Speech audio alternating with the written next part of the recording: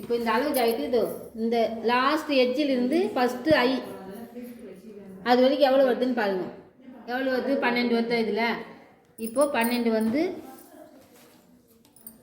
இந்த 12 வைக்க சொல்ல இந்த இன்ச்சு டேப் இப்படி நகரவும் கூடாது, இப்படி போகவும் கூடாது. கரெக்டாக எட்ஜில் வச்சு இந்த 12 மார்க் பண்ணிங்க. மார்க் பண்ணி முடிச்சிட்டோன்னே கீழ்ப்பக்கமாக கரெக்டாக அந்த 12க்கு நீட்டாக கீழ்ப்பக்கமாக மடித்து அது வந்து 4 இப்படி ஃபோல்டிங் பண்ணணும்.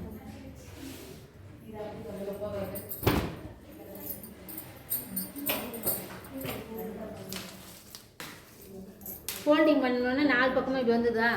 இப்போ கம்பல்சரி எல்லாருக்குமே ஒரு 2.5 கழுத்தகலம் 2.5. அடுத்தது நெக்ஸ்ட்டு ஷோல்ட்ரு 3 எடுத்துகிட்டு அளவு ஜாயிட்டு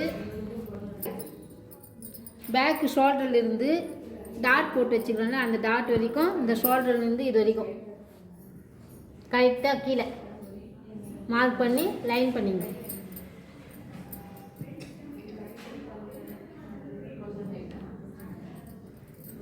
பேக் இது வச்சுட்டு உடனே ஃப்ரண்ட்டு அதே டாட்டு அதே ஷோல்ட்ரு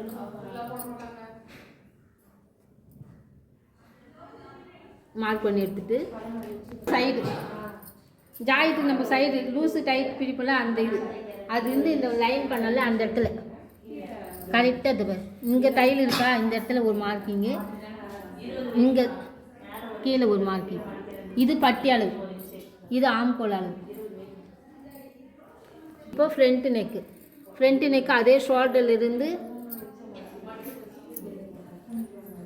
இந்த முதல் கொக்கி வைக்கிறோம் பாரு நம்ம அது வரைக்கும் இப்படி பெண்டு பண்ணிங்க. ஃபஸ்ட்டு கொக்கியில் ஒரு மார்க்கு, அதோடு 1 2 3 4வது ஒரு மார்க்கு மார்க் பண்ணி எடுத்துகிட்டு இது கட்டம் போட்டுங்க. கட்டம் போட்டோம்னா நம்ம ஷேப் கரெக்டாக வரும். அதுக்கோசம் இங்கேருந்து 1.5 இன்ச்சு வச்சு ஒரு மார்க் பண்ணிங்க. அப்புறமா இங்கேருந்து ஒரு 1/2 இன்ச்சு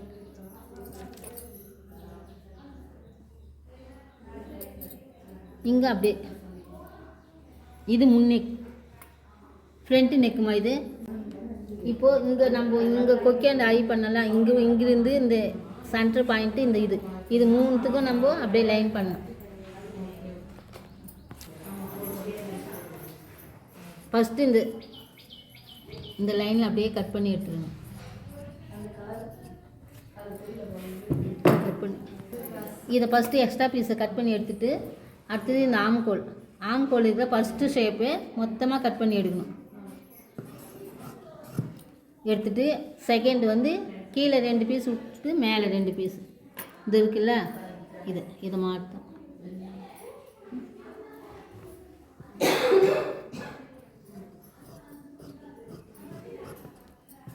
இப்போ ஃப்ரண்ட் நெக் மட்டும் எடுத்து கட் பண்ணணும்.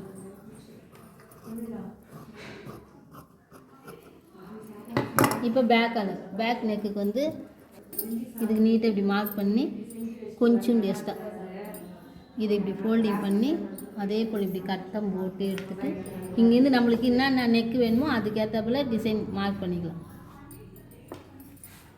இப்போ வந்து நான் ரவுண்டு போட்டுக்கிறேன்.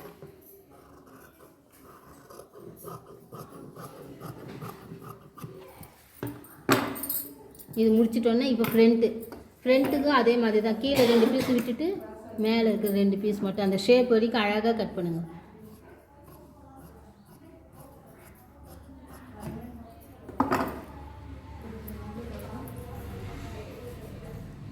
பஃப்கைமா இந்த ப்ளவுஸுக்கு இது பஃப்கை தேவைப்படுது. அதனால் இப்படி 2ஆக மடித்து இது 4ஆக மடித்து முடிச்சுட்டு பஃப்கைனால நம்மளுக்கு எக்ஸ்ட்ரா வேணும். நிறைய ஃபில்ட்டு வைக்கிறதுனால நம்மளுக்கு எக்ஸ்ட்ரா போகும். இது சரியா? இது ஷேப் வந்து இப்படி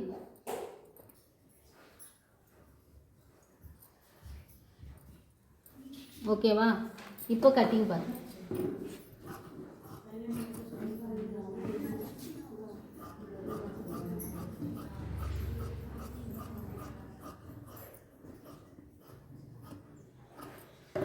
கட் பண்ணிவிட்டு இப்போ 4 இருக்கா, இது இது சிசர் ரெண்டாக கட் பண்ணி எடுத்துக்கணும்.